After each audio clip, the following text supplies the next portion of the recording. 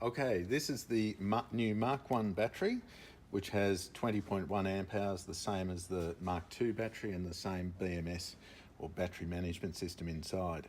What we've done is put it in a slightly smaller case than the previous Mark 1 battery, so it leaves a little bit more real estate within the pod to accommodate things like key switches and cables and all that sort of stuff. There's also a couple of other key things that we need to point out on this battery, just for your information. And the first one is the connection of the key switch. Now, the batteries have been shipped with a switch, a little toggle switch like this, attached to it.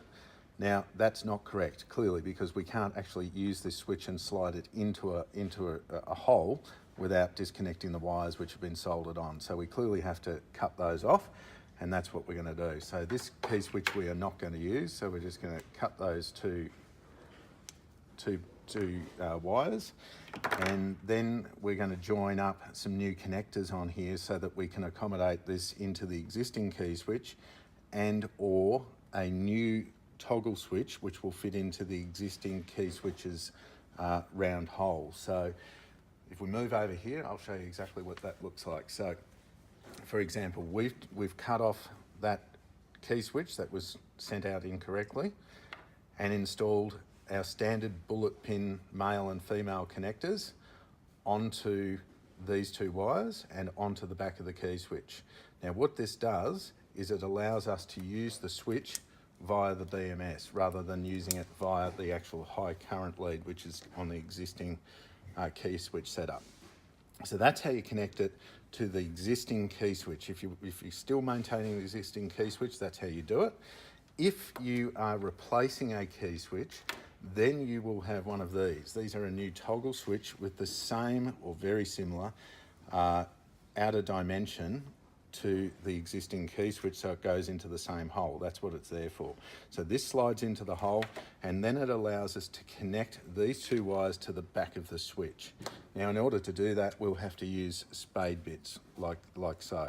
We'll provide you with these, and these spade bits need to be joined to the end of the wires that come off the battery. So you're basically connecting those and then connecting that to the key switch which we're going to provide to you, or not the key switch but the toggle switch. So just to recap, there are two ways that we're going to install the new Mark 1 battery. One is by adding some bullet connectors and connecting it to the existing key switch that's on the bike today. That's done by cutting off this switch that we're not going to be using. The second method is that we're going to install a new toggle switch to replace the key switch, which has the same outer dimensions, so it goes into the same hole, and then we will need to install these spade bits onto the end of the wires here in order to connect it to the toggle switch. So they're the two methods, and you also will be given new battery foam which suits the new profile of this battery case versus the old case, and that is essential that you install that, and we charge for that, and we charge for the labour to install it.